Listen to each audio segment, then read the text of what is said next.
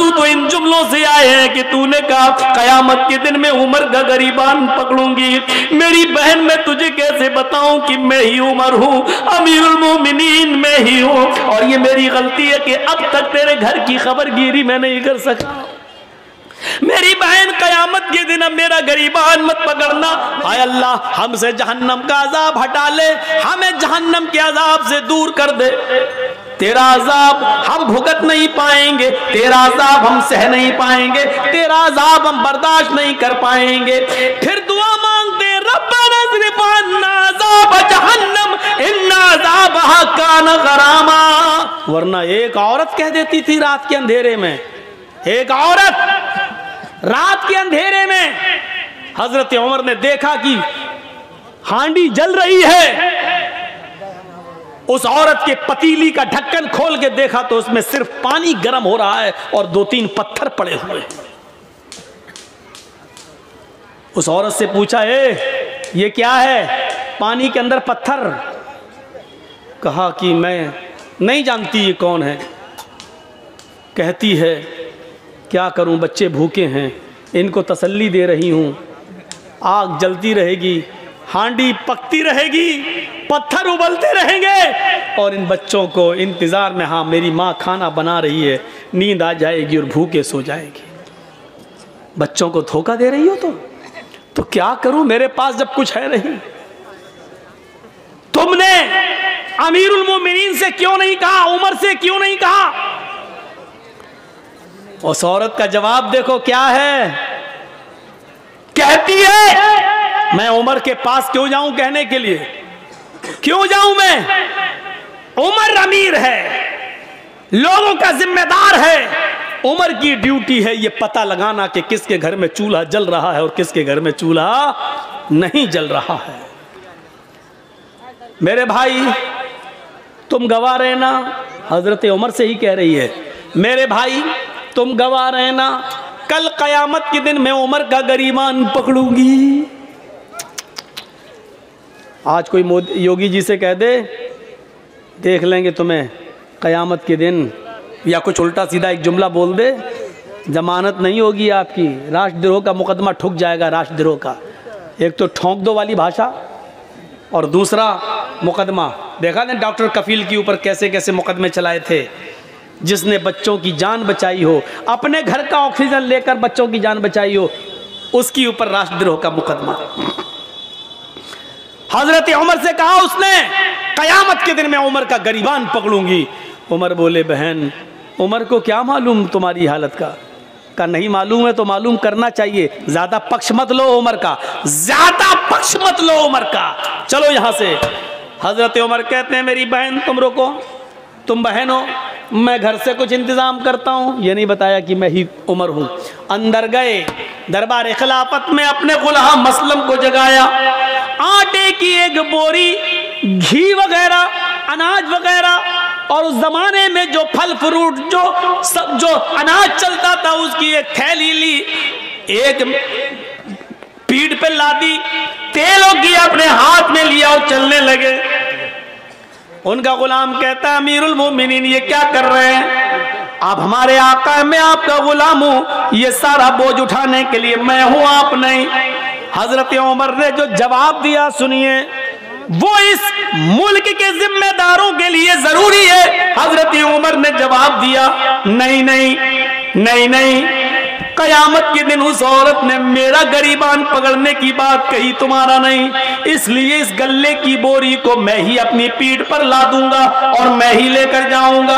हजरत उमर उस गल्ले को लाद कर जाते हैं, अपने हाथ से आटा गूंथते हैं, अपने हाथ से सालन तैयार करते हैं, अपने हाथ से बच्चों को खाना खिलाते हैं, फिर उस औरत से कहते हैं बच्चों की माँ बहन तुम भी खाना खा लो। फिर उस औरत ने खाना खाया। जब हजरत उमर फारूक ने उन सबको खाना खिला दिया और वहां से जब आने लगे तो उस औरत ने पीछे से दामन पकड़ के कहा लोग कितने बेवकूफ हैं जो उमर को खलीफा बना देते हैं, उमर के अंदर खलीफा होने वाली कोई चीज नहीं पाई गई। अरे खलीफा बनने के लायक तो आप हैं, अमीरुल मोमिनीन मोमिनीन तो बनने के लायक आप हैं। आप रात में उठते हैं और गरीबों की देख रेख करते हैं। आपने हमारे बच्चों का पेट पाला, अल्लाह आपका पेट आपके बच्चों को आबाद रखे। हजरत उमर फारूक रोने लगे। उस औरत ने कहा तो आपने मुझे बहन कहा और आप रो रहे हैं। आपने मेरे घर में खुशियां दी हैं, बच्चों को खिलाया है और मेरी वजह से आपकी आंखों में आंसू। कहा नहीं मेरी बहन, तेरी वजह से आंसू नहीं, आंसू तो इन जुमलों से आए हैं कि तूने कहा कयामत के दिन में उमर का गरीबान पकड़ूंगी। मेरी बहन मैं तुझे कैसे बताऊं कि मैं ही उमर हूं, अमीरुल मोमिनीन मैं ही हूं, और ये मेरी गलती है कि अब तक तेरे घर की खबरगिरी मैं नहीं कर सका। मेरी बहन कयामत के दिन अब मेरा गरीबान मत पकड़ना। मेरी बहन अल्लाह के दरबार में इतनी गवाही दे देना कि मेरा एक जुमला जब सुना तो इसने मेरे बच्चों को खिला दिया था और अपनी जिम्मेदारी पूरी की। क्या जिम्मेदार देखिए कैसा था, वो अपनी जिम्मेदारी को समझता था। हम अपनी जिम्मेदारी नहीं समझते हैं, अपना हो या पराया हर एक की खिदमत करना ये इस्लाम कहलाता है। यही इस्लाम का दर्स है, यही इस्लाम है, इसी इंसानियत का नाम इस्लाम है।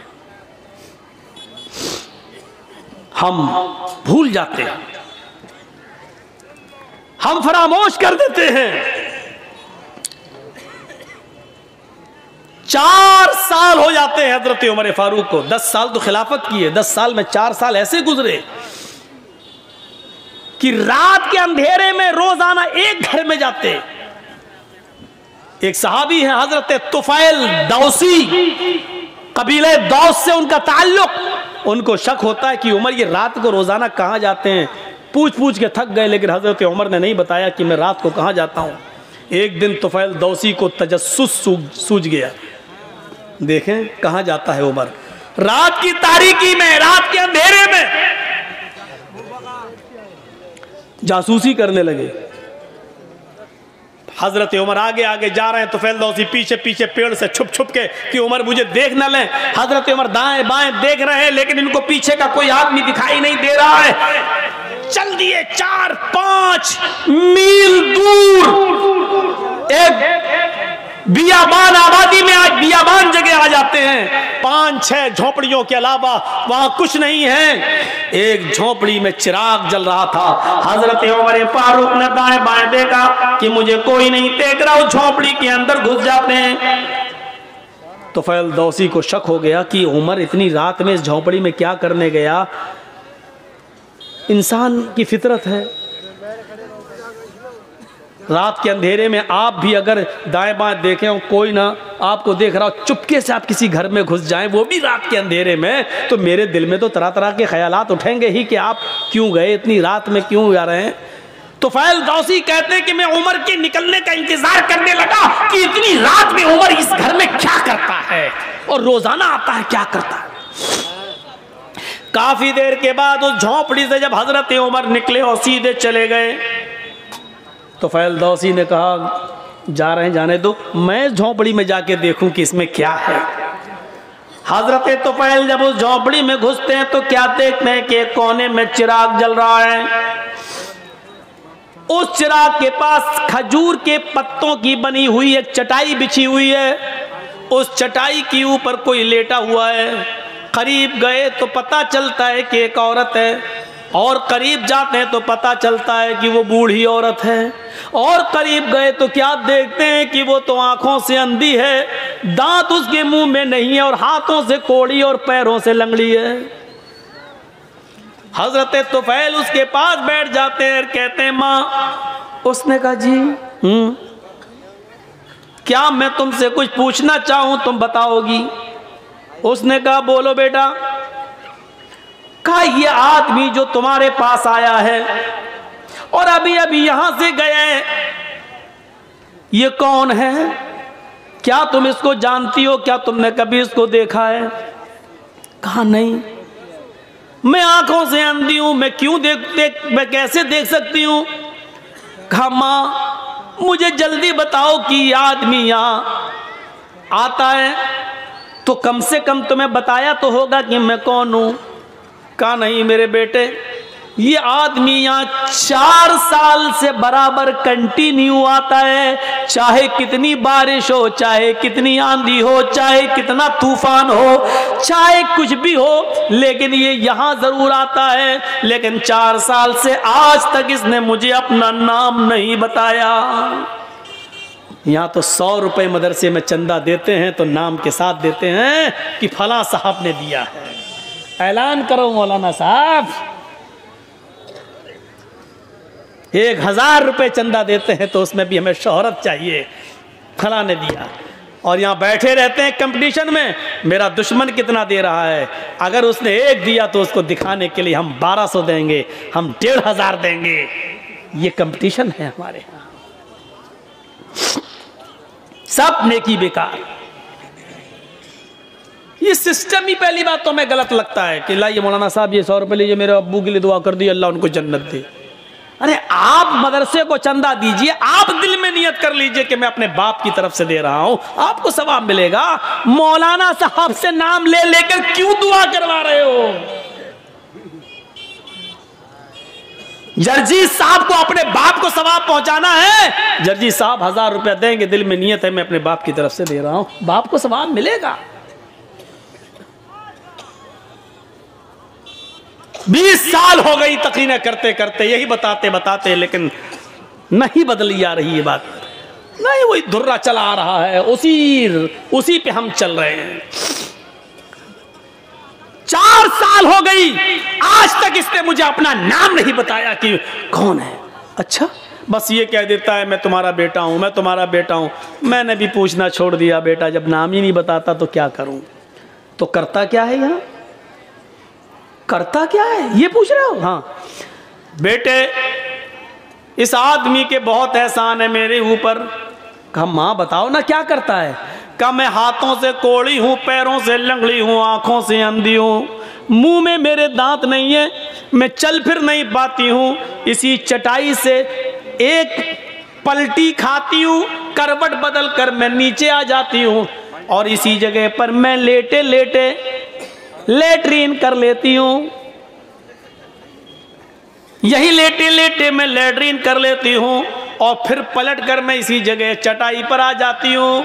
ये जो आदमी, जो लड़का है, ये जो आता है यहाँ, ये सबसे पहले चिराग जलाने के बाद सबसे पहले मेरी लेटरीन साफ करता है, मेरे घर को धोता है, जहां जहां मेरा पेशाब और पायखाना पड़ा होता है सबसे पहले ये उसको साफ करता है। अमीरुल मोमिनीन, 22 लाख मुरब्बा मील पर हुकूमत करने वाली शख्सियत, मोदी जी सिर्फ हिंदुस्तान के हैं। हजरत उमर ने इतनी बड़ी हुकूमत, इतने बड़े रकबे पर हुकूमत की थी। उस वक्त इराक, ईरान, मिस्र, शाम, फिलिस्तीन, आज़रबाईजान, उर्दुन, चाइना, मराकश, सीरिया, ये सारे मुल्क उसमें शामिल थे, और इन तमाम मुल्कों का अकेला एक हाकिम था जिसका नाम था उमर।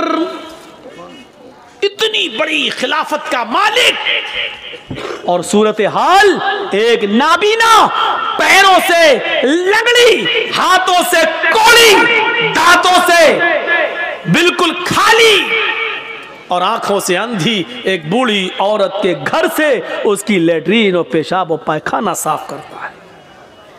उसके बाद मेरे कपड़े चेंज करता है, मुंह हाथ धुलने की जरूरत होती है, मुझे मुंह हाथ धुला देता है, नहलाने की जरूरत होती है तो मुझे गुस्ल देता है, कपड़े चेंज कराता है, फिर मेरे जिस्म से उतरे हुए पुराने या गलते कपड़े यही कुएं के पास बैठकर उसको वो धोता है और सूखने के लिए डाल देता है। उसके बाद इसी जगह पर चूल्हा जलाता है, खाना बनाता है, लकड़ियों को फूंक फूंक कर उसका धुआं उसकी आंखों में जाता है, लेकिन ये सब करता है। मैं दांत नहीं है, अपने मुंह में वो चबाता है, उसको नरम करके फिर वो मेरे मुंह में डालता है, और जब तक मेरा पेट दुनिया से जाने का नाम नहीं लेता। हजरत तुफैल दौसी चीख पड़े, अमीरुल मोमिनीन मैं तुम्हें क्या समझ रहा था और तुम क्या निकले। अमीरुल मोमिनीन मैं तुमसे नेकियों में कभी आगे नहीं निकल पाऊंगा।